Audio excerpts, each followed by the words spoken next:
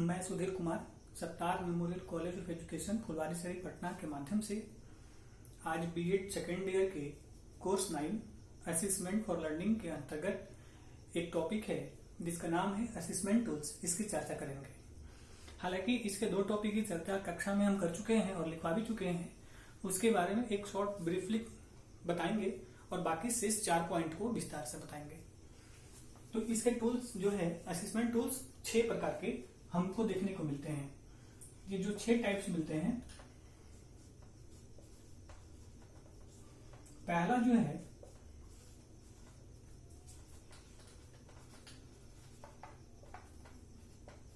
Observation.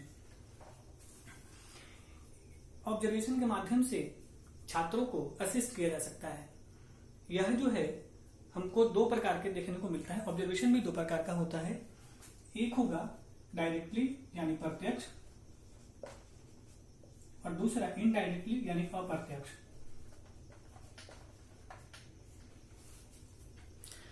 प्रत्यक्ष का sense यह है कि छात्रों को किसी भी कार्य के लिए मुक्त अवस्था में छोड़ दिया जाए, यानी उस छात्र को यह ज्ञात ना हो या उसे यह जानकारी ना मिल पाए कि उसको असिस्ट किया जा रहा है, यानी उसका आकलन किया जा रहा है।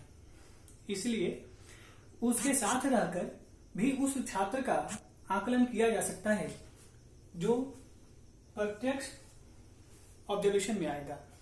इसमें इंडिविजुअल भी हो सकता है और ग्रुपिंग भी हो सकता है। यानी आप चाहते हैं, यानी किसी पूरे कक्षा के छात्रों का ऑब्जर्वेशन के माध्यम से उनको असिस्ट करना हो, तो उस कक्षा में छात्र को पूरे मुक्त अवस्था में छोड़ दिया जाए और उन्हीं के साथ किसी जो ऑब्जर्व करना चाहते हैं या जिनको लगाया गया वो उन्हीं के साथ रहें, तो उनको रहकर भी पूरे ग्रुप का आकलन कर सकते हैं और इंडिविजुअल भी किया जा सकता है। जबकि अप्रत्यक्ष में कि किसी छात्र को असिस्ट करना हो इनडायरेक्टली, तो छात्रों को क्या करे कि क्लासरूम में फ्री हैं तो उनको अप्रत्यक्ष में इसमें भी दोनों कर सकते हैं, इंडिविजुअल और ग्रुपिंग। इसमें भी इंडिविजुअल और ग्रुपिंग दोनों कर सकते हैं। और लेकिन अप्रत्यक्ष में इसमें क्या ध्यान देना होगा, तो अप्रत्यक्ष में जो होता है, जो सीसीटीवी कैमरा के माध्यम से, वीडियो रिकॉर्डिंग के माध्यम से या किसी छात्र को ग्राउंड में छोड़ दिया गया मुक्त अवस्था में, वह अपनी स्वेच्छा से कार्य कर रहा है या अपनी गतिविधि कर रहा है और कोई ऑब्जर्वर यानी शिक्षक भी हो सकता है, कोई भी ऑब्जर्वर हो सकता है, वह साइड में खड़ा होकर जो जिसे छात्र देख नहीं पा रहा है कि मेरा ऑब्जर्वेशन हो रहा है या कौन कर रहा है और उसको किया जाए, तो यह अप्रत्यक्ष ऑब्जर्वेशन है और इसके माध्यम से छात्र का असिस्ट किया जा सकता है। छात्र को असिस्ट हम लोग कर सकते हैं, यानी छात्र को ऑब्जर्वेशन के माध्यम से हम लोग आकलन कर सकते हैं। या 2 प्रकार को देखने को मिलेगा, एक प्रत्यक्ष दूसरा अप्रत्यक्ष। इसमें भी व्यक्तिगत भी आकलन हो सकता है, एक छात्र का भी हो सकता है, पूरे ग्रुप का हो सकता है। इसमें भी एक का और पूरे ग्रुप का। नेक्स्ट इसी में समझ में आ जाएगा। दूसरा जो है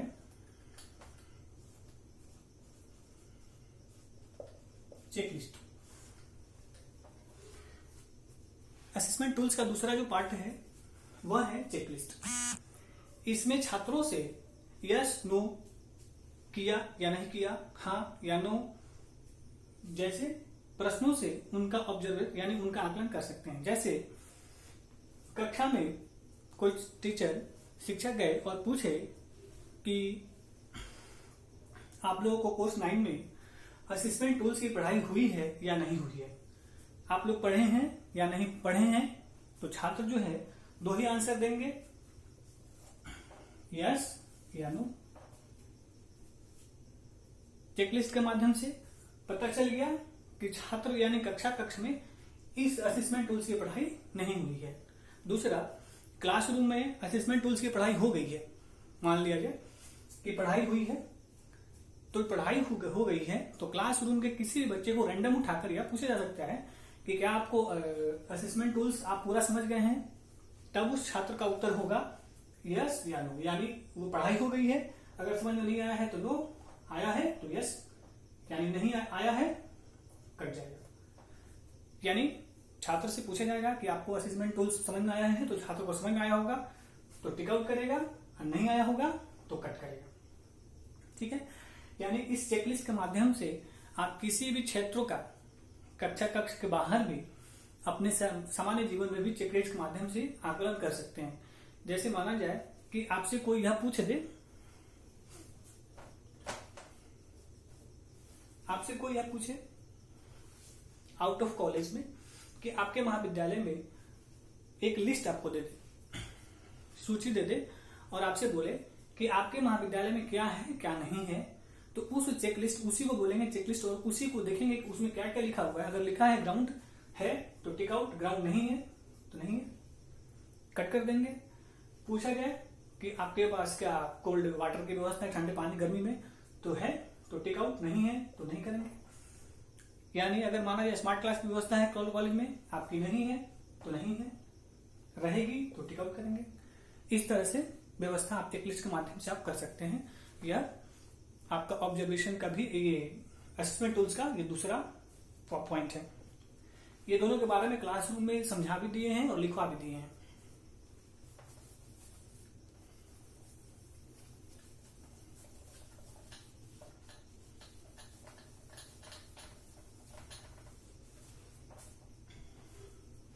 तीसरा जो पॉइंट है वह है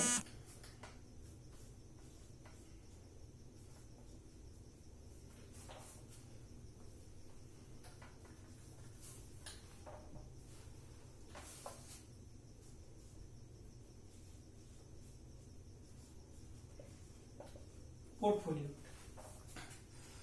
पोर्टफोलियो का तात्पर्य यह है, ये पोर्टफोलियो शब्द है वो आम जीवन में प्रयोग करते हैं और टीचिंग लर्निंग में भी प्रयोग हम लोग करते हैं। तो पोर्टफोलियो में यह संदेश आएगा, यानी यह तात्पर्य है पोर्टफोलियो का कि पोर्टफोलियो के अंतर्गत ऐसे क्रमागत संग्रह किए जाएंगे, ऐसे क्रमागत वस्तुओं का, तथ्यों का या यादगार माध्यमों का संग्रह किया जाएगा जो छात्रों के लर्निंग स्तर को बताएगा। यानी छात्र जो है आपके कॉलेज में या जिस कक्ष में या जो कार्य कर रहा है, जो लर्न कर रहा है, उस लर्निंग पीरियड में छात्र कितना सीखा है, क्या नहीं सीखा है, कैसे सक्सेस हुआ है। लेकिन पोर्टफोलियो में हमेशा यह ध्यान रखना है कि हमेशा जो छात्र होगा तो पोर्टफोलियो में जब भी लिखेगा तो पॉजिटिव लिखेगा। तो पोर्टफोलियो में क्या शामिल होगा, तो कॉलेज में हो सकता है जिस दिन आप पहला दिन आए हो तो उस दिन का पिक हो सकता है, कोई पुरस्कार आपको मिला हो वह हो सकता है, कोई पेंटिंग आप बनाए हो कॉलेज में बेटर हो उसको शामिल कर सकते हैं, आप कोई क्राफ्ट बनाए हो बेटर है उसको शामिल कर सकते हैं, आपके कॉलेज में कॉम्पिटिटिव कोई प्रतियोगिता हुई हो उसमें पुरस्कार मिला हो उसको शामिल कर सकते हैं। और इन सारों जैसे सारे जितने चीज आपको मिले हैं उसका कंटिन्यूअस, यानी पहले कौन मिला बाद में दूसरा थर्ड फोर्थ ऐसे करके, और उसका एक कलेक्शन हम बना देंगे, उसी को क्या बोलेंगे, पोर्टफोलियो। पोर्टफोलियो से क्या फायदा है कि अगर माना जाए कि आप बीएड किए कर रहे हैं और फर्स्ट ईयर का कोई स्टूडेंट है, ये एक्स और एक है ए, तो फर्स्ट ईयर में एक्स का जो पोर्टफोलियो है बहुत बड़ा हो गया, यानी इसका जो पोर्टफोलियो मैक्सिमम हो गया और इसका जो पोर्टफोलियो है वो छोटा हो गया।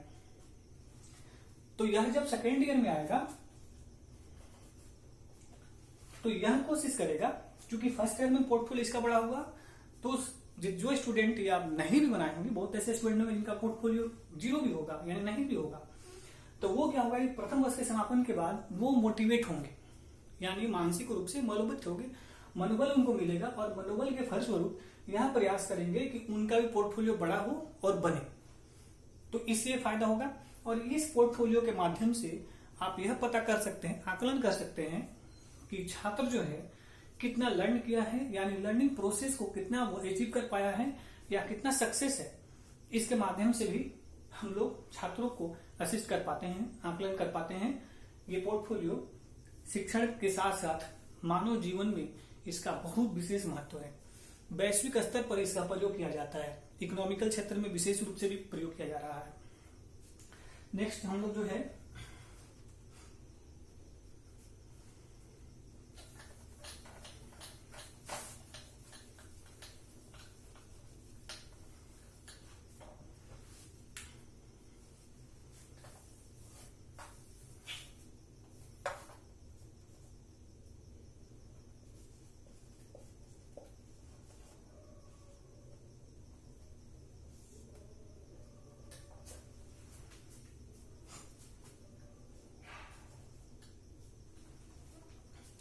हम लोग जो है पांचवा है रेटिंग स्केल।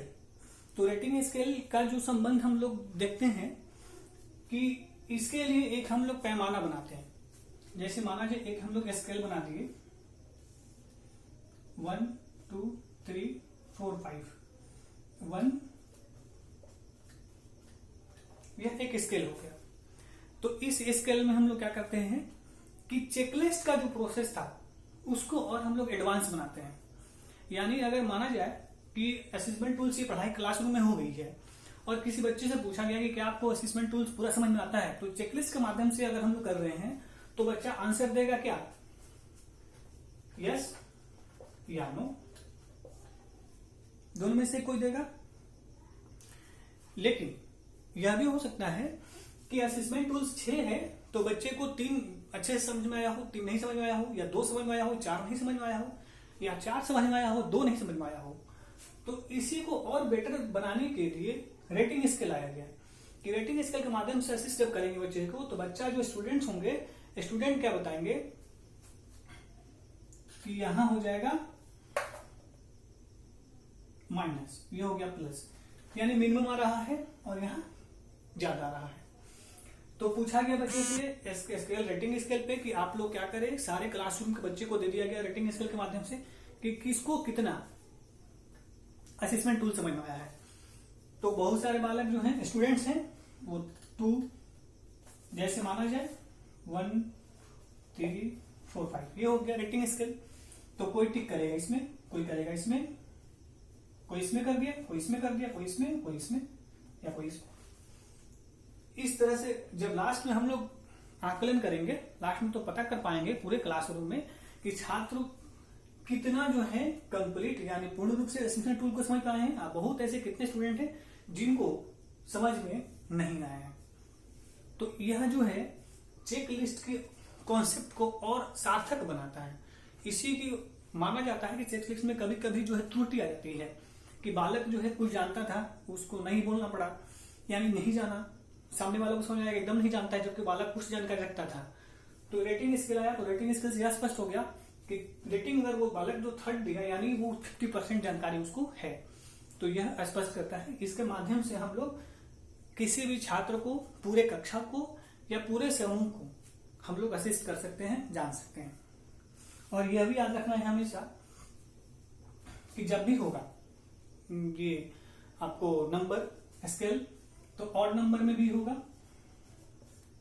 3 होगा, 5 होगा, 7 होगा, यानी स्केल का जो पीरियड होगा लंबाई ये। तो ये हमें याद रखना है।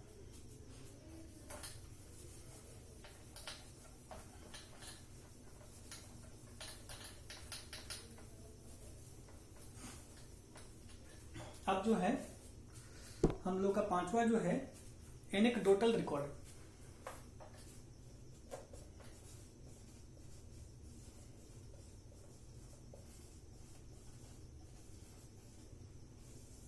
एनेक्डोटल रिकॉर्ड्स, यह रिकॉर्ड जो है अब इसका रिलेशन हम लोग किससे जोड़ेंगे, पोर्टफोलियो से। चूंकि हम लोग रेटिंग स्केल का रिलेशन जोड़े चेकलिस्ट से और इसका जोड़ेंगे हम लोग पोर्टफोलियो से। तो दोनों में बेसिकली क्या अंतर है आप जान लें। पोर्टफोलियो क्या है कि छात्रों का सकारात्मक पॉजिटिव जितने कलेक्शन है उसको इकट्ठा करना पोर्टफोलियो में, यानी छात्र की क्या उपलब्धि है, बालक क्या उपलब्धि किया अपने पूरे काल में, शिक्षण काल में, उसको पोर्टफोलियो में शामिल हम लोग किए। तो पोर्टफोलियो में हमेशा क्या शामिल किए, सकारात्मक, यानी उसकी क्या उपलब्धि रही, क्या मेडल जीता, क्या पुरस्कार मिला, क्या पेंटिंग में अच्छा किया, वो सारा। जबकि एनेक्डोटल रिकॉर्ड में क्या होगा कि इसमें पॉजिटिव प्लस नेगेटिव, यानी कि छात्र के उपलब्धि के साथ साथ अगर बालक को कहीं कोई स्टूडेंट है, ये स्टूडेंट है, स्पोर्ट्स हुआ, क्रिकेट अच्छा खेला, विजेता हुआ, तो ये पोर्टफोलियो प्लस हुआ। स्पोर्ट्स में इसको एग्जामिनेशन हुआ,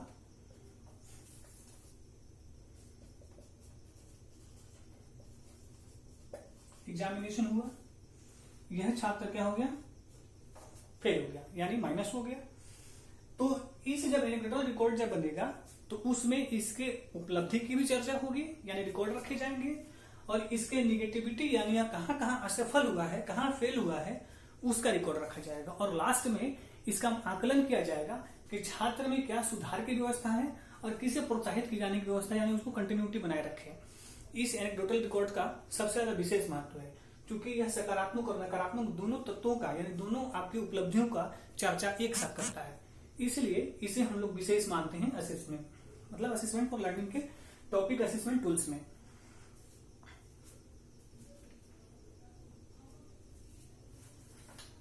साथ ही यह भी हम लोग जानते हैं कि इसमें जल्द से जल्द रिकॉर्ड जो है तुरंत फास्ट जो है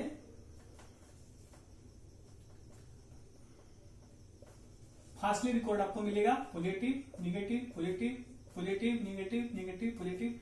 तो इस तरह से पता चलेगा कि छात्र का जो आकलन है वो कहां तक सफल है और लर्निंग पीरियड में बालक क्या क्या छात्र क्या क्या किया और क्या क्या उपलब्धि हासिल किया। नेक्स्ट टॉपिक है, इसमें छठा जो है सोशियोमेट्री।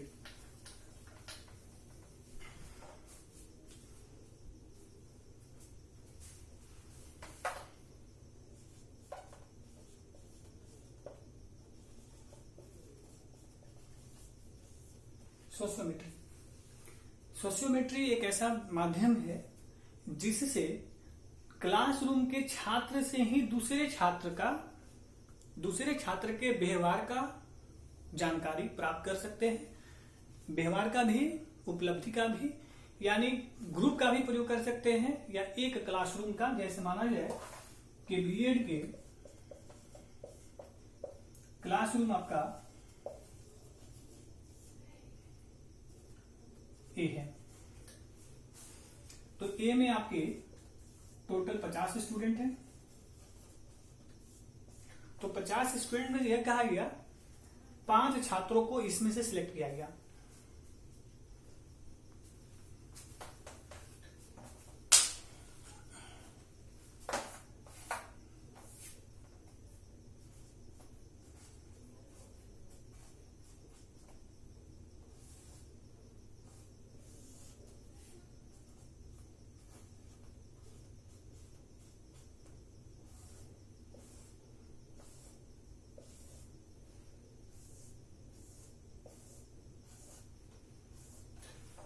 पांच स्टूडेंट को लिया गया आपके क्लासरूम से ले लिया गया और कहा गया कि हर छात्र को ये 5 स्टूडेंट्स को हमको असेस करना है सोशियोमेट्री के माध्यम से कि इस 5 स्टूडेंट्स का बिहेवियर कैसा है ये क्लासरूम में। अगर सहयोगात्मक है, बेटर है, तो इसको असिस्ट हम लोग करेंगे सोशियोमेट्री के माध्यम से। और दूसरा ये क्या फायदा है, चूंकि स्टूडेंट के बीच में रहते हैं तो उनके बिहेवियर को अच्छे से जानते हैं, इसलिए इसको स्टूडेंट जो है अच्छे से आकलन करके आपको रिकॉर्ड दे सकते हैं। तो इसके लिए क्या किया जाएगा, कहा गया ए से यानी हर छात्र से कहा गया कि आपको इसमें से किसी 2 स्टूडेंट्स को चुनना है और दोनों के बारे में पॉजिटिव और नेगेटिव बताना है। मतलब कौन अच्छा है और कौन खराब है, किसका बिहेवियर ज्यादा अच्छा है और किसका बिहेवियर खराब है। तो जो अच्छा है उसको प्लस से सूचित करेंगे, जिसका खराब है उसको नेगेटिव से मतलब सूचित करेंगे। तो माना जाए ए को कहा गया तो सेल्फ को छोड़कर मतलब स्वयं को नहीं चुनना है, तो 2 छात्रों को चुनना है, बी सी डी ई में से किसी को चुना जा सकता है। तो ए क्या किया, बी को अच्छा बोल दिया और डी को खराब बोला according to behaviour. D select किया, ए को बोला खराब है और ई अच्छा है। सी को कहा गया तो सी खुद नहीं करेंगे तो बी को अच्छा बोलेंगे और डी को ए को भी अच्छा बोल देंगे। डी है बोलेंगे बी खराब है और सी अच्छा है। ई बोलेंगे कि ए खराब है, डी अच्छा है। या यह भी हो सकता है 2 को चुनना है तो दोनों खराब वाले को चुना जा सकता है, ऐसा नहीं है, या दोनों अच्छा भी चुना जा सकता है, यह भी कोई पाबंदी नहीं है। तो यह देखा जाए कि कितने छात्रों को अटेम्प्ट लिया गया पहले। तो अगर पॉजिटिव वाले कितने छात्र हैं, ए को कितना पॉजिटिव मिला, 1, बी को 2, सी को 1, ई को, डी को 0 और ई को 2। यानी ए को एक व्यक्ति कहा है कि इसका क्लासरूम बिहेवियर अच्छा है, बी को 2 आदमी कहा है क्लासरूम बिहेवियर अच्छा है, सी को एक व्यक्ति कहा है क्लासरूम बिहेवियर अच्छा है, और डी को 0 और ई को 2। ये हो गया अच्छा बिहेवियर। और नेगेटिव बिहेवियर के लिए क्या करेंगे कि यहाँ पे नेगेटिव और इसी को फिर इसी में इंक्लूड करेंगे। तो ए को 2 आदमी, बी को 1 आदमी, सी को नेगेटिव कोई नहीं तो 0, डी को नेगेटिव 1 और ई को 0। यानी 5 आदमी में से ए को 2 आदमी खराब कहा है, बिहेवियर के बारे में बात हो रही है, बिहेवियर खराब है, बी का 1, सी का 1 भी नहीं। और अटेम्प्ट कितना लिए हैं, यानी 5 में से कितने छात्रों ने अटेम्प्ट लिया है किसको, तो इसको लास्ट में लिखेंगे कि अटेम्प्ट ऑफ स्टूडेंट। ए को कितना आदमी लिया है, तो 3 आदमी, बी को कितना लिया है तो 3, सी को कितना लिया है तो 1, डी को कितना लिया तो 1 और ई को कितना लिया 2। अब इसे यह पता कर सकते हैं आप कि ई को 2 व्यक्ति चुना और दोनों अच्छा बोला, डी को 1 व्यक्ति चुना और खराब बोला, सी को 1 व्यक्ति चुना अच्छा बोला, बी को 3 व्यक्ति चुना तो 3 में से 2 अच्छा बोले 1 खराब बोला, और 1 में से 3 चुने 2 खराब बोले 1 अच्छा बोले। मतलब लास्ट में इसके माध्यम से यह आकलन किया जा सकता है क्लासरूम बिहेवियर इसमें से किसका अच्छा है किसका खराब है। और यह एक प्रैक्टिकल असेसमेंट है, क्योंकि छात्रों द्वारा किया जाता है जो साथ में रहते हैं, तो इसे प्रमाणिक माना जाता है। और यह इसमें दूसरी बात यह है कि कभी कभी इसमें पक्षपात होने की भी संभावना रहती है कि अगर माना जाए कि 5 क्लास स्टूडेंट्स को चुना गया, उसमें से कोई मित्र ही है, तो एक दूसरे से वह व्यक्ति जो है संधि कर लेते हैं कि तुम हमको बेटर बोलना और हम तुमको बेटर बोलेंगे, तो यह भी होने की संभावना रहती है। हालांकि इसमें मैक्सिमम चांस रहता है कि जो रिजल्ट जो आता है वो बेटर आता है, क्योंकि अगर आप प्लस बोलते हैं अगर वो खराब रहता है तो सामने वाला खराब सेट कर लेगा।